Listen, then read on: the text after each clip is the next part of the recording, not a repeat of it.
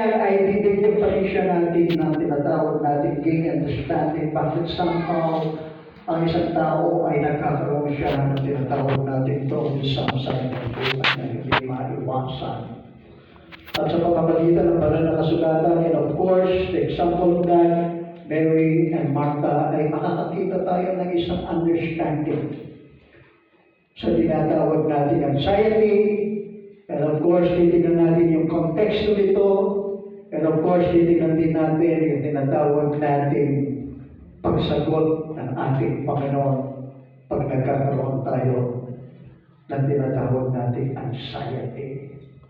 Na masasabi natin sa buhay ng bawat mananampalataya na nandito po sa lupa. Okay? The first one ay i-consider natin tingnan yung context background para mas lalo natin maunawaan bakit somehow nagkakaroon ng troublesome and somehow nagkakaroon ng frustration and irritation ang bawat mananampalataya ng Diyos. So sa sulat ni Lucas ay nagbigay siya ng highlighter sa mga characters na ito at kung ano rin ang naging response ng Panginoon para mas maunawaan natin pag dumarating yung frustration sa buhay ng bawat mananampalataya ay magkakaroon kagad siya ng recovery pag dumarating ito sa kanyang buhay. When it comes to anxiety, kung titignan natin, walang accepted, right? Lahat tayo ay nakakaramdam ng tinatawag natin frustration in life. Kaya hindi naman natin in-expect na yet bigla itong dumarating sa buhay natin and somehow ay hindi natin nauunawaan na nangyayari ang mga bagay na ito sa buhay natin. Kaya napakahalaga po ang Book of Luke ay pinakita at kung paano may dinil ang isang anxiety sa buhay ng bawat mananampalataya, especially kay Martha and Mary. Sa pamamagitan niyan ay makikita natin kung ano ang mga kasagutan sa mga bagay na dumarating sa buhay natin bilang isang troublesome ang nangyayari sa buhay natin. Okay? So, the context and the background of the people kailangan ay makita natin ito bago pumasok yung frustration sa buhay ng magkapatid na ito. Of course, ano? So, sabi ng Luke chapter 10, verse 38, now as they were traveling along, he entered village, and a woman named Martha welcomed him into her home. Yung capital letter dyan na H-I-M is talking to Jesus. Okay? And verse 39, and she had a sister called Mary, who was also seated at the Lord's feet and was listening to his word. Ito yung background na ipinakita ng Book of Luke para mas maunawaan natin, may highlight natin kung bakit paano nangyari yung frustration ng isa sa mga pinuntahan ng ating Panginoon. Okay? So sabi ng insight for living, 2 miles from Jerusalem in village called Bethany, yung binanggit doon kanina ni Luke na papunta ng village ay yun ang village ng Bethany, 2 miles from Jerusalem, and then Jesus stopped at the home of Martha and Mary, and then he knew he would find shelter, and he knew he loved and accepted the place where he could rest. So ipinakita dyan ng Book of Luke, base sa insight for living, ang ating Panginoon, ang intention lamang niya sa pagdalaw niya kina Martha and Mary para siya ay makapagpahinga dahil sa dami ng kanyang ginagawa bilang isang master teacher ng panahon na iyon. At nakuwaan ng ating Panginoon sa mga kaibigan niya ito, magkakaroon siya ng tinatawag natin sheltering sa kanyang about his ministry reform. No? Yan ang nangyari sa kanya. And then, of course, kung titingnan natin, according kay Kengar, sa kanyang aklat ay ipinakita niya ang pagkakaiba ng dalawang magkapatid na ito at magkakaroon tayo ng reflection sa dalawang in-explain ni Kengar doon sa kanyang book about Mary and Martha. Okay? So si Martha, ang sabi ng author na ito, ay makikita mo sa kanya na siya ay eager to serve server. Maybe, makikita mo sa bawat pananampalataya mayroong mga ganyang energetic, nagsaservisyo and preparing something. Mayroong mga ganyan na katulad ni Martha na sinasabi ng banal na kasulatan. Yan ang kanilang pagkakaiba para mas makita natin, may highlight natin, ano? Kung paano, bakit mayroong critical point ang tinatawag natin anxiety. Okay? And then si Mary naman, ang pagkakaiba niya kay Martha, ano ang sabi ni Ken Guy?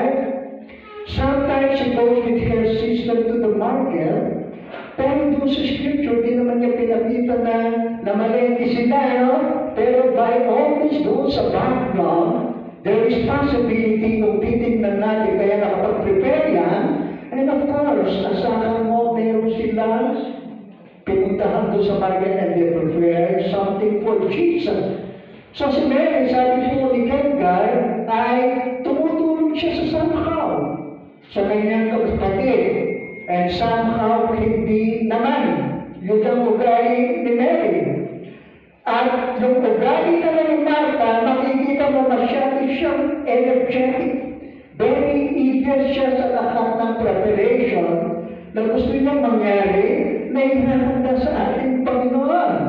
Okay? Yun ang si Martha. At si Mary naman ay, ano makikita natin dito sa kanya? She is a good listener. Ganun siya, no? Good listener siya. And somehow, she is very sensitive. So yun ang pagkakaugali ng dalawang magkapatid na ito nung dumating at nag-visit si Jesus Christ sa kanila doon sa Bethany. Kaya kung titignan natin that both sisters were delighted to see Jesus and how they expressed their excitement, however, was very different. So silang dalawa nung dumalaw ang ating Panginoon, sabi ng mga writers natin, they are excited to see Jesus. So sa pag-ugali yun, ay makikita natin kung paano sila nag-response nung dumating ang ating Panginoon sa kanilang bahay at that time. Okay? So, nagpakita sila ng kakaiba. Okay? At yan ang ating titignan natin. Nagpakita sila ng pagkakaiba. So, ano ang ipinakita ni Mary? Base sa Luke, chapter 10, verse 39. Ano ang sabi ni Lucas? And she had a sister called Mary, who was also seated at the Lord's feet and was listening to His word.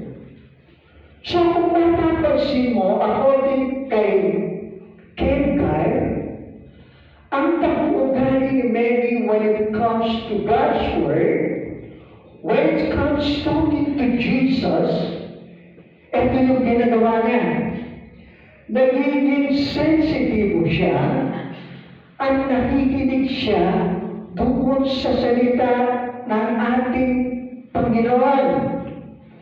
So, nung makita niya na nandoon ang master teacher nila, nung panahon na yun, sa village ng Bethany, 2 miles from Jerusalem, ang response ni Mary sa kanya ay nakinig siya at naging sensitive siya sa kanyang mga sinasabi. Okay? So, ano ang mapapansin natin sa kanya? Ito yun, ano? She was to focus Jesus, and she cleared her mind of all the minor things and made room to her heart the important things. She was content, listen to be with Christ. So yun ang kanyang attitude when it comes to Jesus Christ. Content siya, nakikinig, at wala siyang ginawa sa kanyang buhay, at nakikita niya sa kanyang pagsisilbi sa Panginoon, yun ang pinakamahalaga na nakikita niya pwede niyang gawin kay Jesus Christ nung siya ay dumalaw sa kanilang tahanan. And Miss Mary. At yun ang kanyang character. Nung dumalaw ang ating Panginoon, mayroon siyang room sa kanyang puto doon sa pinakamahalagang bagay. Naunawaan niya kung ano ang pinakamahalagang bagay sa buhay niya. At nakita niya yung makikinig siya sa salita ng Diyos na doon si Christ. Okay? So yun siya, no? Then, si Martha naman, makikita natin sa Luke chapter 10, verse 40, kaya yung dalawang magkapatid na yan, kung ipipicture natin, sa mga bawat mananampalataya, mayroon talagang pagkakaiba. Nakikita nyo? There is a big difference with us. When it comes to the Lord Jesus, when it comes to the important matters. Kaya si Mary nung dumating si Jesus Christ, walang pinakamahalaga sa kanya, kundi makinig. At tumabi doon sa paanan ng ating Panginoon. Then when Martha, ang sabi ng Book of Luke, chapter 10, verse 40, ano makikita mo dyan? Martha was distracted with all her preparation, and she came up to him and said, Lord, do you not care that my sister has left me to serve myself? Then tell her to help me. Meron silang pagkakaito, right? So, nang dumating ang ating Panginoon, ano naman ang naging ugali ni Martha? She is preparing. She is busy so much. And then, sabi ng banal na kasulatan, doon na nagkaroon siya ng tinatawag natin frustration. Okay? Then, sabi ng isang writer, from the moment Christ came in Martha, distracted with all the minor things. Naakala niya yun ang pinakamahalaga. Kaya kung titignan mo, magtatanong tayo sa mga preparation pa and somehow pagdating sa business, especially when it comes to work, mali ba yun? That is the question, di ba? Base sa sinasabi ng writer na ito, kasi si Martha, pagpasok ni Christ doon sa kanilang lugar, sa kanilang tahanan, wala siyang ginawa, kundi mag-prepare ng pagkain para may pagpakain siya sa ating Panginoon. The question is, mayroon bang mali doon? Okay, double check natin, ano? Para hindi tayo ma-misunderstood when it comes to the word na important things and minor things. Ako ba niyo po yung ibig ko sabihin? Okay, so Luke chapter 10, verse 41 to 42, ito ang makikita natin na naging reaction and response of Jesus Christ to the problem.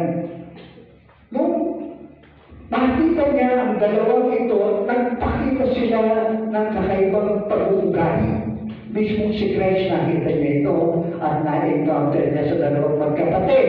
Malinaw po sa niya, and tatanong kung ano ang naging response ng ating Panginoon. Kaya pag hindi mo naiintindihan, nahihirapan ng i-balance yung mahalagang bagay at hindi mahalagang bagay. At ang nangyayari, yung mga maliit na bagay, ang nakala natin somehow, ito yung mga malalaking bagay. Did you get that? So, tingnan natin ang sabi ng ating Panginoon. Kaya pag hindi na mabalas ito, pagdating sa Diyos, doon nahihirapan ng isang tao. Nag-ibig ko po ba? And that is it. So, tingnan natin ang sabi ng banal na kasulatan. Nakita mismo ng ating Panginoon ang naging response ng dalawang ito. Kasi sila yung mga disipulo at mga followers ni Christ. Pero mayroon silang pagkakaiba sa kanilang ugali when it comes to Christ. Napanapan tayo, di ba?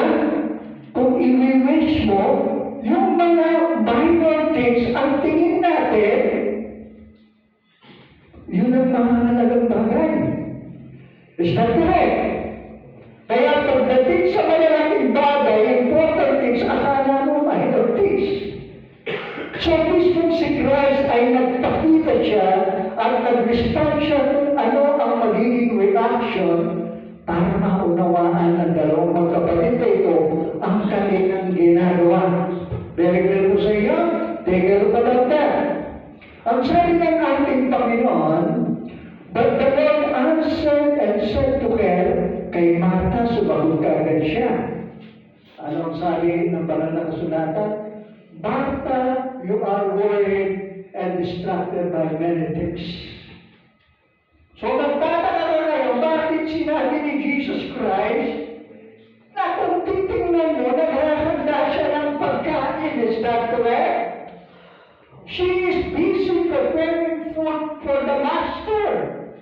Kaya kung magtatanong tayo, what is wrong with that? At yan ang titingnan natin, ano? So nakita ng ating Panginoon, yung pag-response ng dalawang magkapatid na ito, kakaiba. Okay? Kaya sabi ni Lord Jesus Christ in verse 42, but only one thing is necessary, for Mary has chosen the good part. Parang nakikita natin dito, mas he is favoring Mary rather than Martha. Ganun ba ating Panginoon? Ano ba pagkakamalihin Martha? Nagkakita siya ng pagkain eh. Did you see that? At yan ang ating titignan. Ang sabi ng banal na kasulatan dyan, ano? Si Charles Swindoll, ito yung kanyang paliwanag. Nakakapalo po ngayon? Ang sabi niya, Jesus understands Martha. Nauunawaan niya yung ginagawa niya. Ang nakita niya sa kanya ay mayroon siyang tension while she is preparing food for him. Meron kagad na tension na nakikita siya. Pero yung ginagawa niya walang mali. Okay, malinaw po? Kaya sabi ni Charles Swindoll, resolve tension and embarrassment and gently address the real problem. Nung makita ng Panginoon yung ginawa ng dalawang magkapatid, naunawaan niya sila. At mismo ang ating Panginoon, ang naging tugon niya, naging balanse siya. Hindi niya minamalit yung ginagawa ni Martha dahil she is so much busy preparing for. Hindi minamali ni Christ yung pagiging busy niya. Ito yung nakita ng banal na kasulatan dito, no? Yung real problem. He wasn't to blame nor was Mary. Hindi niya binlim si Mary doon. Kasi nga, hindi niya katabi, wala siya, hindi tumutulong. Pero sabi ni Ken Dyer, tumutulong yan. Kaya lang, dahil sa sarili madalas. Ano ba ang sabi ni Charles Swindoll? And all the preparation were not necessarily the problem. Hindi pa yung problema. Yung pagiging busy niya. Alam niyo ano problema? Bakit mismo sinabi ng ating Panginoon na masyado siyang na-distract? Bakit nagkaroon siya ng tension and embarrassment? Somehow, nandun naman ang ating Panginoon. Ito yung sinabi ni Charles Swindoll. And all the preparation were not necessarily the problem either. So walang problema sa ginawa ni Mary? Wala yung problema kay Martha. Ang ginagawa niya. Ano ang nagiging problema? The problem rested with Martha. It was her attitude. Yung pag-uugali. Na yung tension niya and embarrassment, yun ang nakita ng ating Panginoon. Na instead na makita niya ang pinaka-major point na dapat niya gawin, hindi niya nakita ito. That's why nung magka-tension siya, mag-frustrate siya doon sa ginagawa niya, yun ang nag-run at nag-pulling apart sa ating Panginoon. So in other words, kung titignan natin, when it comes to business and somehow preparation, wala pong mali dyan. Minsan nag-fall apart, nagkakaroon ng tinatawag natin sitwasyon sa pagharap ng ating Panginoon. Alam niyo ano ba ang problema talaga? It is the attitude. Did you see that? So sa lahat ng ginagawa ng tao, anak-anak kay Lord o kung gagawin sa Panginoon niya, wala kong mali yan. Walang mali sa pagiging busy, walang mali sa pagtatrabaho, whatever. But the question is, yung pagtugon ng pag-uugali mo sa lahat ng bagay na ginagawa mo. Yun ang nagtitir apart sa paglilingkod sa ating Panginoon. Hindi na namalayan ni Martha yon na nagkakaroon siya ng hindi magandang pag-uugali nung dumating si Christ. But Christ never blamed Martha kasi alam naman niya na tama yung ginagawa niya. Kasi naghahanda siya ng pagkain. Pag hindi siya naghanda ng pagkain, walang makakain siya na ang ating Panginoon. Is that correct? Pero yung response niya, nagkaroon siya ng frustration. Di ba ganun tayo minsan? Kaya yung mga bagay, pag mayroong tension sa loob ng isang iglesia, whatever it is, yun ang nagbibigay frustration sa buhay natin. At doon na tayo nawawalay sa tunay na paglilingkod sa ating Panginoon.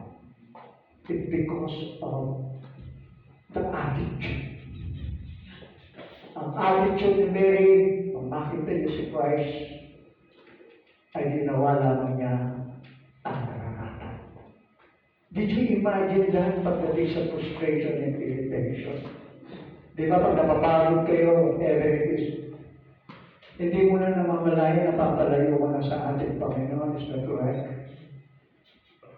Pinakita yan ng ating Panginoong Jesucristo upang maunawaan natin when it comes to the business, when it comes to the word, whatever yan, there's nothing to worry about it.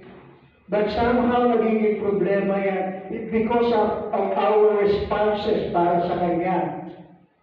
Kasi pag nagkaroon ng malaking problema ang pag-uugali when it comes to serving the Lord, doon nagtitir apart yung ating paglilingkod sa Kanya. Is that correct? Did you see that? Yun ang sinasabi ng book of Luke. Guro, napagod siya, di ba? Di ba, minsan nabinis na talaga makapagod. O gano'n. Yun ang nagtir apart doon sa dapat niya gawin. Na hindi pala alam ni Martha yung ginagawa niya ay tama rin. Pero ang responses niya doon sa ginagawa niya ay hindi maganda kasi yung ugali. And that's it, palakpakan po natin ang ating Panginoon naman po. Very good po sa inyo. So hindi masama ang trabaho. But the question is, paano ba tinitingnan ito sa buhay mo? Ito ba yung pinakamahalagang bagay sa buhay mo? Kung titingnan mo, it is a minor things lang yan. The important things, it is the Lord Jesus Christ. Di ba? Kaya very surprising and of course, nakakalungkot. Bakit ang tao ay hihirapan pagdating sa paglilingkod sa Diyos? Di ba? Bakit nahihirapan silang ibalanse ang mga bagay sa tinatawag nating minor things and important things? Somehow nangyayari ang lahat ng iyan at the same Martha and Mary dahil sa attitude mo lang o sa attitude lang natin.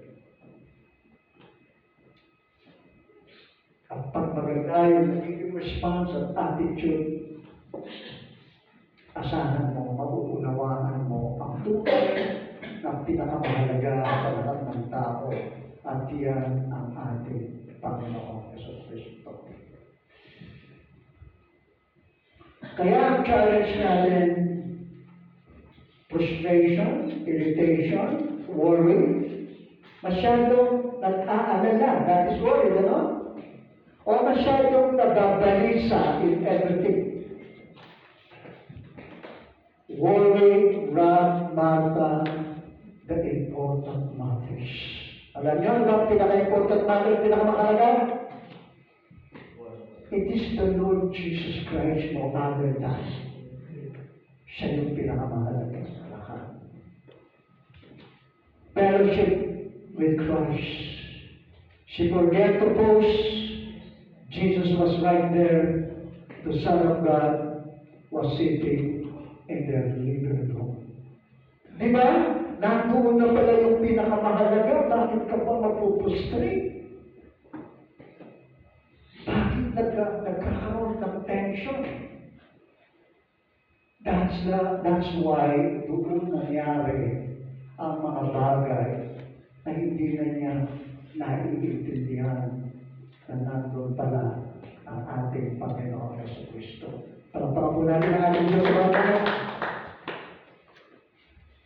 Then in Philippians chapter 4, verses 6 to 7, the reaction response of Jesus to the problem alongside the scripture, don't worry about anything. Instead, pray about everything. Tell God what you need and thank Him for all He has done. Then you will experience God's peace, which exceeds anything we can understand. His peace will guard your heart and mind as you live in Christ Jesus. Ito yung maging response ni Apostle Paul when he was in prison. Hindi man siya nabalisa. Hindi man siya nagkaroon ng tension. Hindi man siya natakot. Siya mismo ang nag-challenge, ang sabi niya, huwag kayong masyadong mabalisa. Sa lahat ng bagay, kundi ang gawin niyo, manalangin kayo. Alam ni Pablo, ang pinakamahalagang bagay sa buhay ng isang tao, alam niyo kung sino yan? And that is Jesus Christ. Is that correct? Yun ang challenge ng banal na kasulatan para magkaroon ng kapayapaan ang buhay natin bilang anak ng ating Panginoon. Sa ating conclusion and personal examination of our frustration and irritation, ang tanong diyan, di ba, bakit ka napupustrate? Bakit somehow dumarating yung irritation sa buhay natin? Nabapagod ka? Somehow you're being judgmental. Di ba? Di ba bakit sa buhay natin yan? At somehow parang hindi mo na maintindihan ang nangyayari. At hindi mo na namamanage ang lahat ng bagay. And that's why somehow na nangyayari, we are blaming somebody else. Is that correct? So we need to examine that at titignan natin how to deal with it sa pamamagitan ng ating salita ng ating Panginoon. Para ma-avoid the frustration or irritation somehow yung pagiging judgmental from other people. So we need to be careful with that.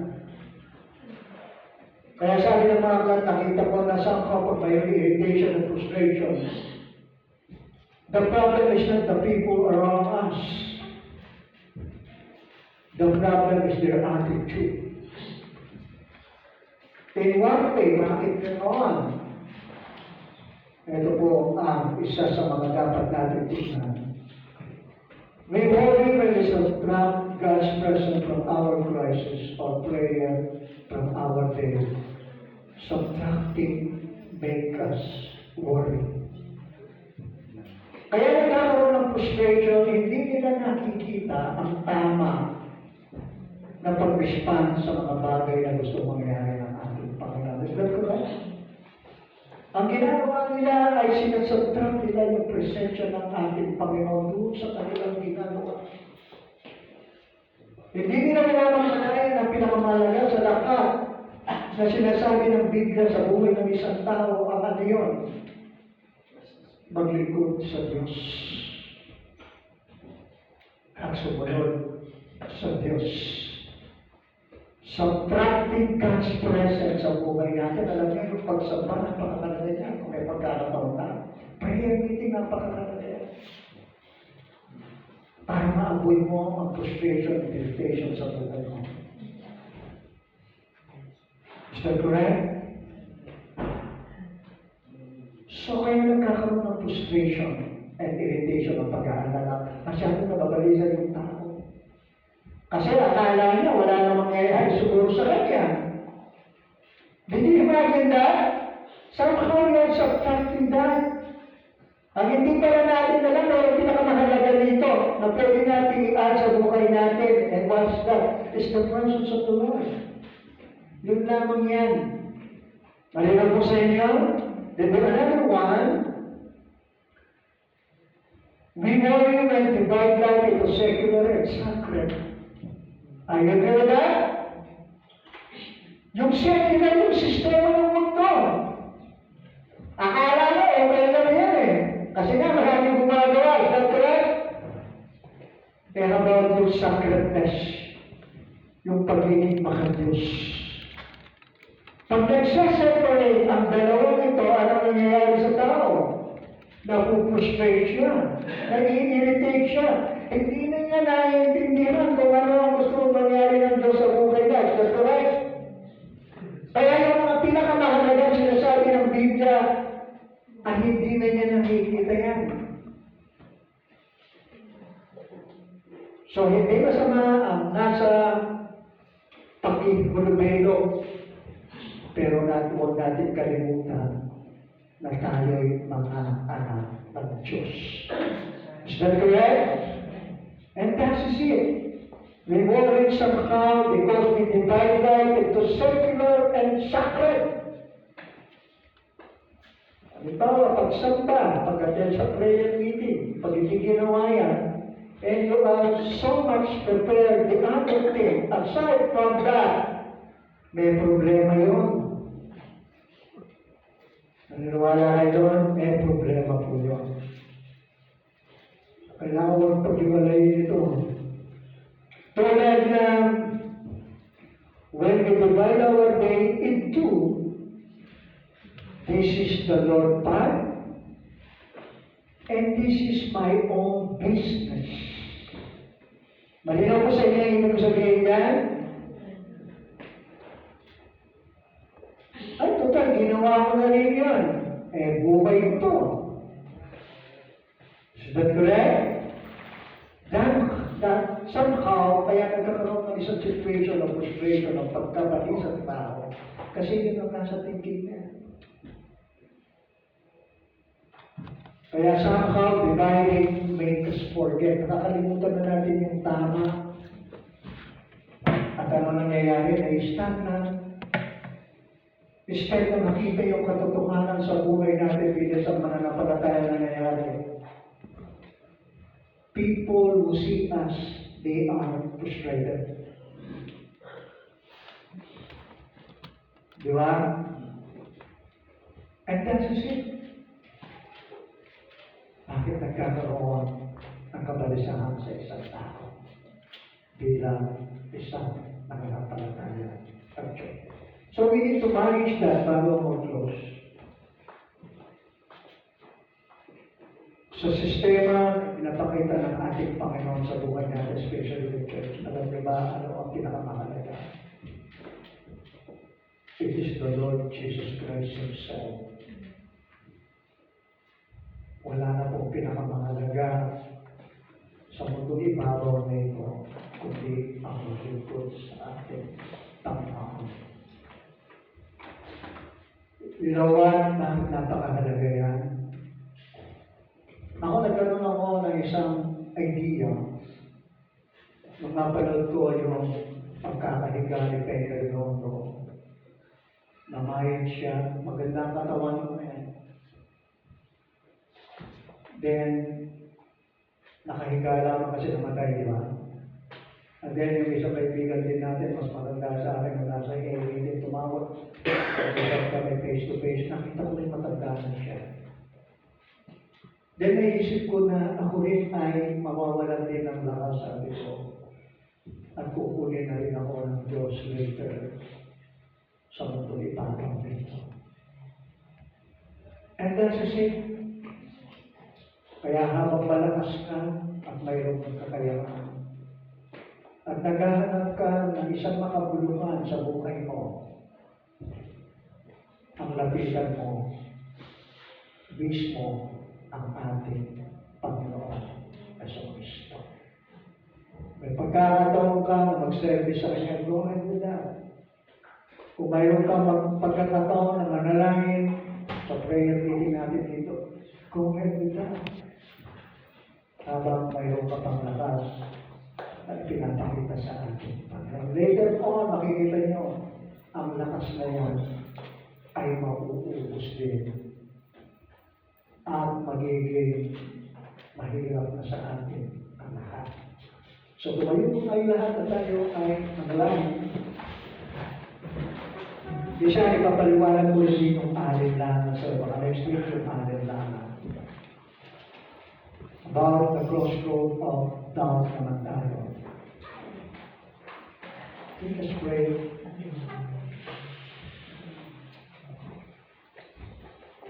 So maraming salamat o Diyos sa pagkakataon ito na pinagkaloob po sa buhay namin. Ang isa sa pinakamahalaga o Diyos sa buhay ng isang tao, kundi Ikaw, Panginoong Hesus. Ikaw ang maging sentro ng aming mga puso. At mapaglingkuran ka habang kami ay mayroong pagkalakasan o Diyos. Tulungan mo po kami sa aming mga kahinaan. Tulungan mo po kami na mailayo sa anumang kapahamakan.